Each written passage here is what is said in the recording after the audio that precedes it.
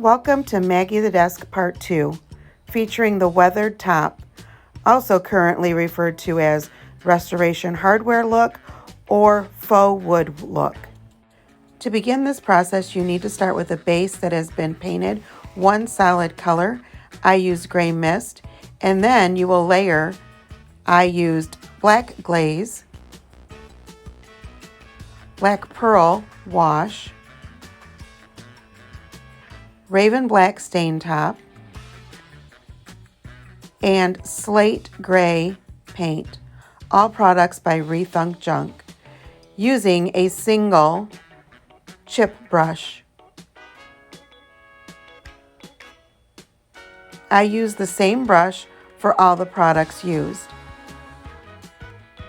It's important that your paint on your base coat is thoroughly and completely dry before beginning this process. But you will end up layering your different products without waiting long times in between, because you do want them to blend together. That's what helps give this nice weathered look that we're going for. The first product I'm going to be using is going to be the slate gray paint. Using a chip brush, I'm dipping my bristles, the very tip of my bristles, into the top of the jar. You can see how little is on the brush, but I'm still going to blot it off on a clean, dry cloth. I have this paper towel, and I just do a couple of quick blots, holding the brush lightly and keeping it completely up and down, not slanted. I'm not pulling the paint. I want to graze across the top very lightly and go one stroke and come back, maintaining that up and down. Now, the more times I pass through, I can start to apply a little bit more pressure because there was so little on my brush. I'm not leaving anything behind. I'm just spreading what is there, blending, if you will, what is there. I'm going to go back, pick up more paint, and I will not start in the same spot. I want to move my spot so I don't have consistently one dark area on the piece that I'm working on. So you always want to make sure you move around your starting point so it's not obvious where you start. And I'm going to just continue to do this, working my paint back and forth, and I just want it to be light all the way down, because remember, I'm going to layer 3 other products with this paint.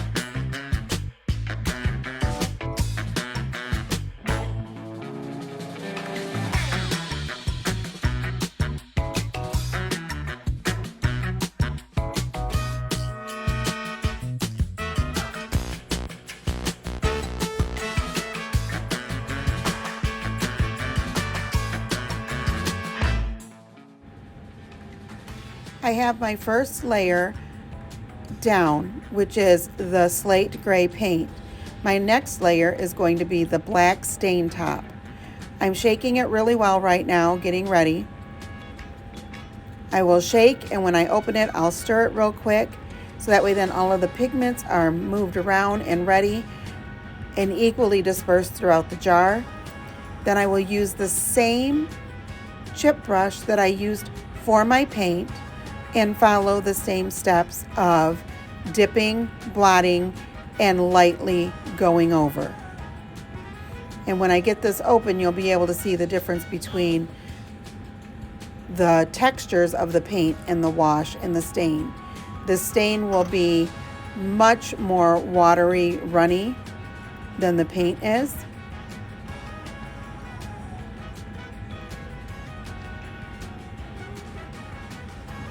And it's going to give us just a nice, deep, rich layer.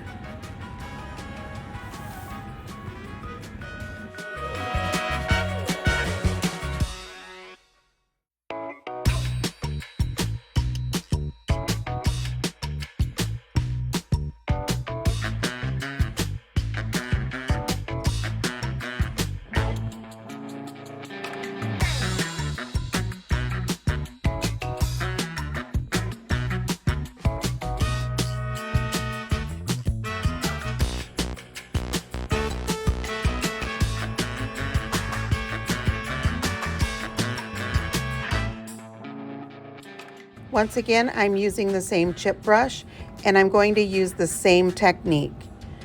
I will also continue to alternate my stopping points. So I begin by dipping my bristles directly into the jar, blotting off, and swiping across, keeping my brush up and down. This is a much more watery product, so it blends in quickly and easily, and going back and forth is really going to move the product.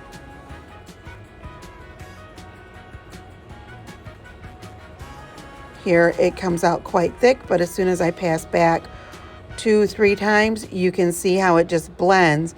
It maintains that streaky look, which is, I'm going for that, but it softens the more times I pass over. And now I'm just going to get a clean, dry cloth and lightly wipe that edge where excess went over the side, because I do not want it on that lip.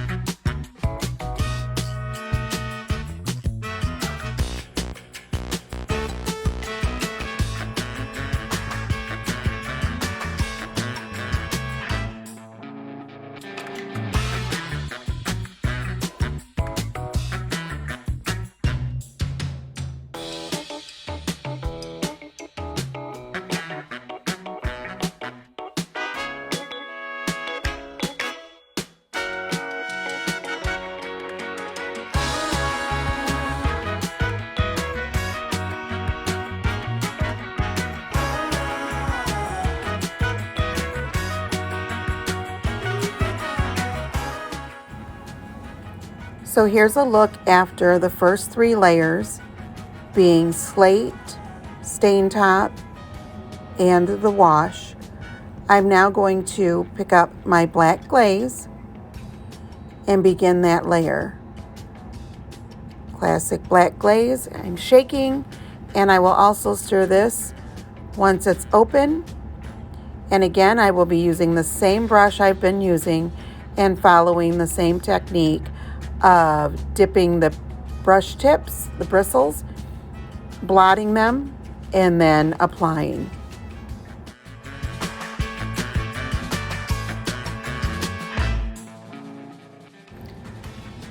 You can see that the glaze is thicker than both the stain and the wash, and you can also see that it's important to really stir and shake the jar well before using. The sediment of colors at the bottom is important to get it really stirred up and going throughout all of the contents in the container.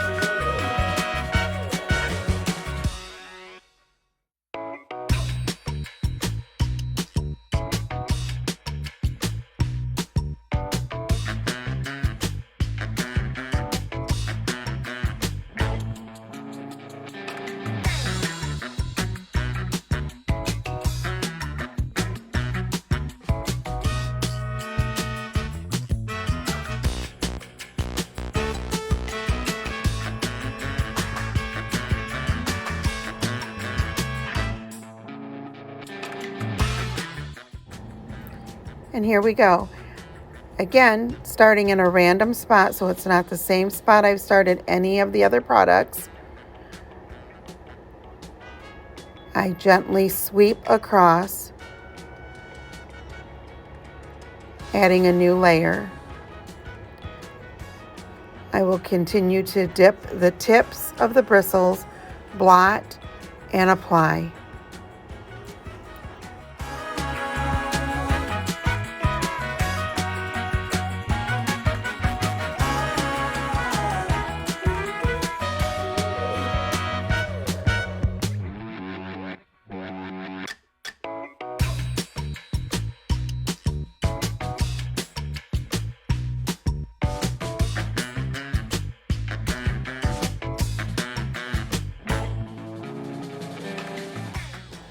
Something to keep in mind as you're going through this process, if any of your spots or layers get darker than you would like, you can always use the same color as your base color and use the same process of dipping the bristles, blotting, and then going over. So that way then you'd be pulling that light color out on top of the darker colors that you've used already. So it's perfectly fine to go back and add the base color on top for yet another layer of dimension and depth.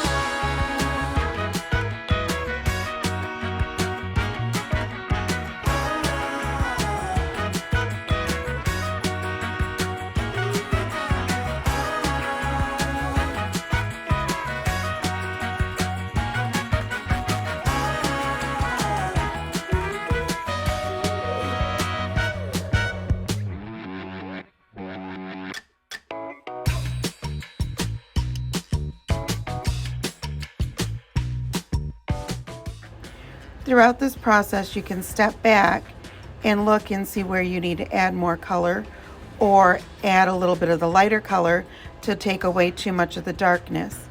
I've now applied all 3 extra products, the stain top, the wash, and the glaze, plus the slate gray paint. And so now I'm going to go back and add another layer of wash.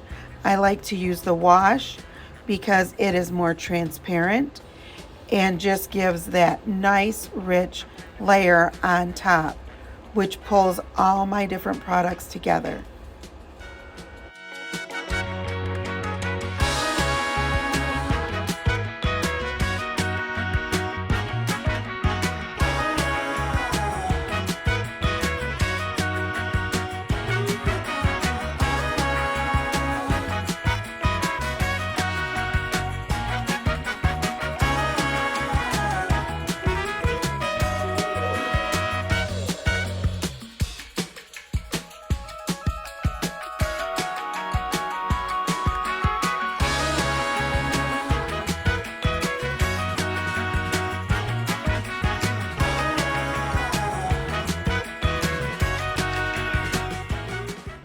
The wash is just about completely stirred up and ready for use.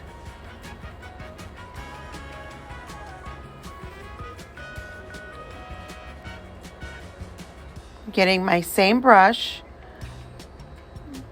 getting my paper towel to a clean side. Again, dipping, blotting, and brushing.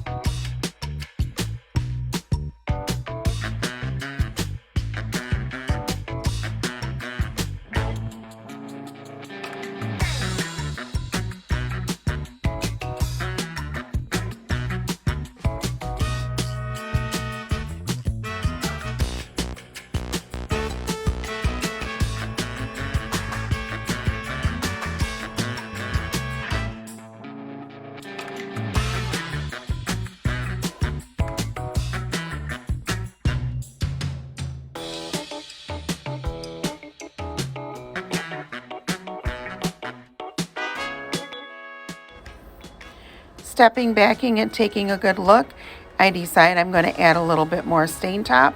And that's the nice part of this process. You can always add as you go along. You can see when you step back what you would like to do to make this piece reflect you and the look you want to achieve.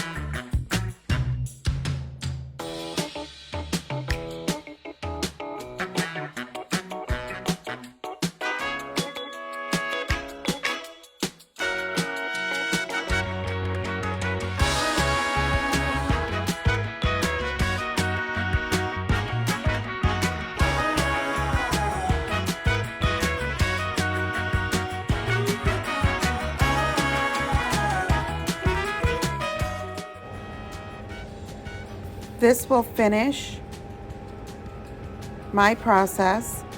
I am very happy with the look that I've been able to achieve with this desktop, and I believe Maggie's weathered look is ready for the next step.